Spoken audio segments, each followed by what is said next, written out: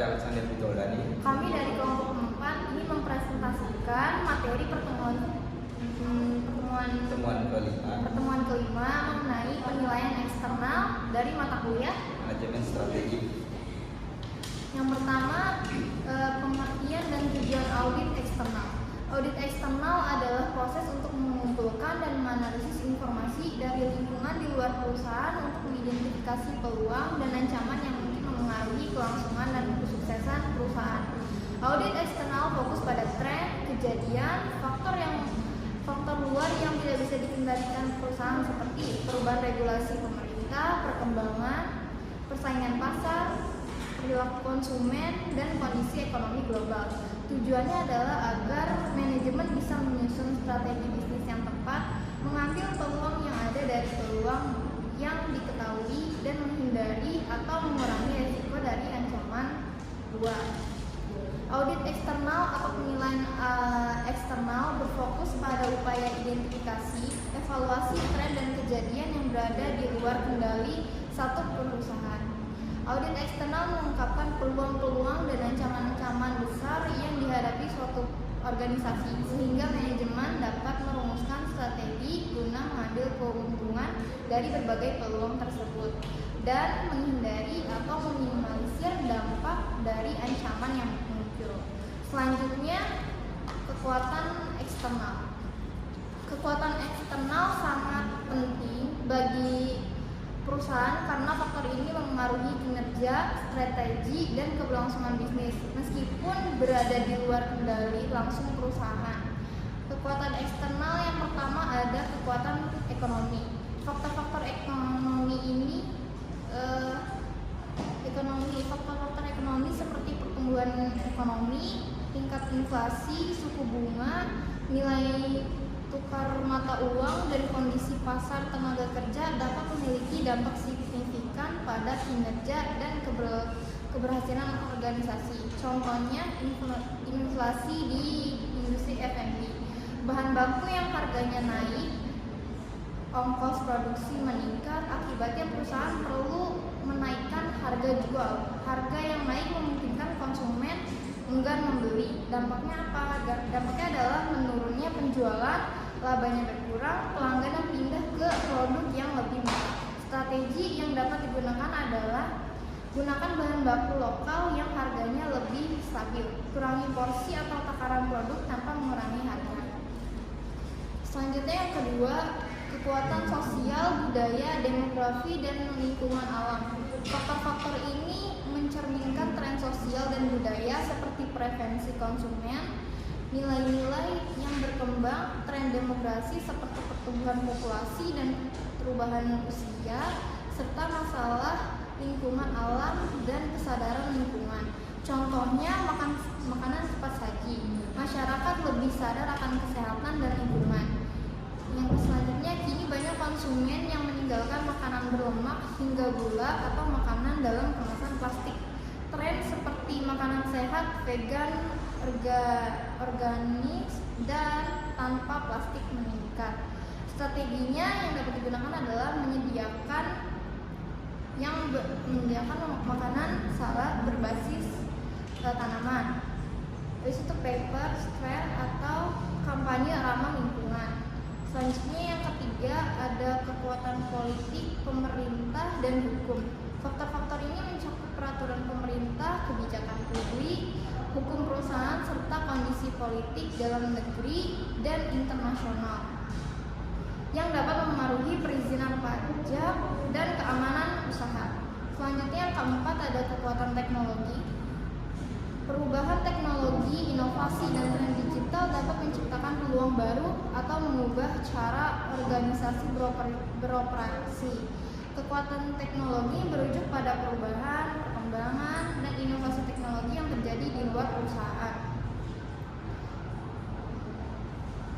Selanjutnya, kekuatan kompetitif merujuk pada pengaruh dari pesaing dalam industri atau pasar yang sama. Faktor ini mencakup kompetisi harga, produk, inovasi, dan posisi pasar.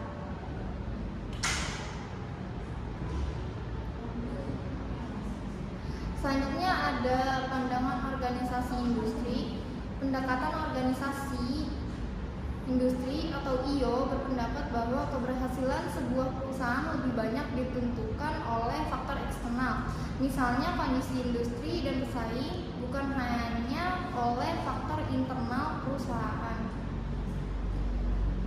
Artinya, sekuat apapun perusahaan secara internal, misal punya manajemen yang bagus, produk yang berkualitas, dan sumber daya yang kuat, tetap saja bisa kesulitan kalau industrinya sedang lesu, penuh pesaing baru, atau menghadapi tekanan eksternal yang berat. Tokoh terkenal seperti Michelle Porter mendukung pandangan ini.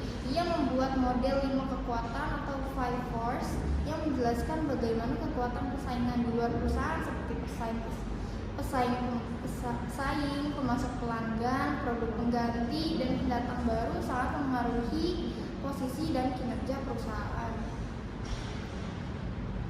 Kelima faktor ini saling mempengaruhi dan menentukan seberapa kuat atau lemahnya posisi suatu perusahaan di dalam pasar. Oleh karena itu, perusahaan yang ingin bertahan dan unggul harus jeli membaca kondisi industri, memilih sektor yang menguntungkan, serta memahami hubungan antar faktor eksternal tersebut.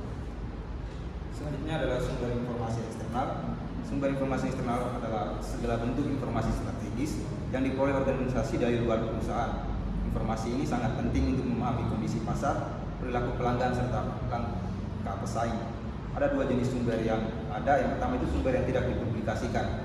Itu dapat berupa survei pelanggan, riset pasar, rapat pemegang saham, program profesional, wawancara, serta diskusi dengan pemangku kepentingan. Informasi ini umumnya bersifat internal, hasil pengumpulan langsung oleh perusahaan. Yang berikut adalah sumber yang dipublikasikan, mencakup dokumen resmi seperti laporan periodik, jurnal ilmiah, dokumen pemerintah, abstrak, buku, direktori, surat kabar, dan buku panduan. Informasi dari sumber ini biasanya lebih mudah diakses publik dan digunakan untuk analisis makro bisnis. Intinya, sumber informasi eksternal membantu perusahaan memahami lingkungan bisnisnya agar dapat mengambil keputusan strategis yang tepat. Yang berikut ada alat dan teknik peramalan. Peramalan digunakan untuk memprediksi kondisi masa depan berdasarkan data atau tren yang ada. Secara umum terdapat dua jenis teknik peramalan, yaitu teknik kuantitatif menggunakan data numerik dan metode statistik, cocok digunakan bila data historis tersedia, dan pola hubungan antar variabel stabil. Contohnya itu ada analisis regresi, moving average, dan exponential smoothing. Berikut ada teknik kualitatif. Teknik kualitatif digunakan berdasarkan penilaian subjektif atau opini para ahli atau pengalaman, biasanya digunakan bila data masa lalu terbatas atau tidak relevan. Contohnya adalah metode DLP, survei pendapat, dan analisis skenario. Peramalan ini membantu manajemen dalam menentukan strategi produksi, pemasaran, dan pengambilan keputusan bisnis yang berorientasi pada masa depan. Yang berikut adalah analisis pesaing, model 5 kekuatan Porter. Model ini dikembangkan oleh Michael Porter untuk menganalisis tingkat persaingan dalam suatu industri. 5 kekuatan tersebut adalah, yang pertama adalah persaingan antar perusahaan yang bersaing. Ini menunjukkan perusahaan yang memiliki produk serupa saling bersaing.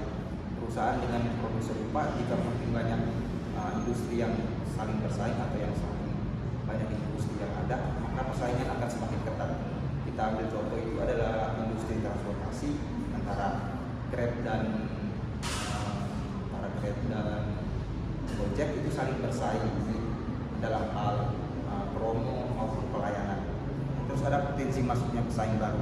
Potensi masuk pesaing baru dalam industri dapat dengan mudah terjadi bila modal yang dibutuhkan untuk usaha itu mudah atau murah, terus hukum atau aturan yang berlaku itu tidak terlalu sulit untuk perusahaan masuk. Contohnya itu seperti kopi ya. Kopi itu kan industri kopi. Industri kopi ini kan sekarang bisa kita temukan di mana-mana karena modal untuk membuat usaha kopi ini tidak terlalu besar. Dan terus potensi pengembangan produk substitusi. Produk substitusi itu adalah produk pengganti terhadap produk utama. Misalnya kopi itu kan selain kopi yang dapat ditemukan di kafe, ada juga produk substitusinya itu adalah kopi dalam bentuk saset. Pelanggan dapat dengan mudah beralih ke produk substitusi bila harganya lebih mudah dan dapat dijangkau. Dan terus ada kekuatan posisi tawar pemasok. Pemasok yang kuat dapat mempengaruhi harga dan ketersediaan bahan baku. Jika industri hanya bergantung pada satu pemasok, pemasok akan semena-mena dalam menentukan harga karena merasa bahwa dirinya punya peran penting dalam usaha. Jadi solusinya industri harus mencari pemasok lain sehingga tekanan harga dari pemasok dapat diatasi. Yang berikut adalah kekuatan daya tawar konsumen. Konsumen memiliki pengaruh besar terhadap harga dan kualitas produk karena pilihan yang beragam. 5 analisis ini membantu perusahaan memahami dinamika industri dan menentukan strategi untuk meningkatkan daya saing. Terus kesimpulannya, keberhasilan perusahaan sangat dipengaruhi oleh faktor eksternal seperti ekonomi, sosial, politik, teknologi, dan persaingan. Pendekatan organisasi industri menekankan pentingnya memahami model 5 kekuatan Porter. Dengan memanfaatkan informasi eksternal dan teknik penamalan, perusahaan dapat merumuskan strategi yang tepat untuk meraih keunggulan kompetitif dan menghadapi tantangan lingkungan bisnis. Jadi sekian presentasi dari kelompok 4, kurang lebihnya mohon maaf. Wassalamualaikum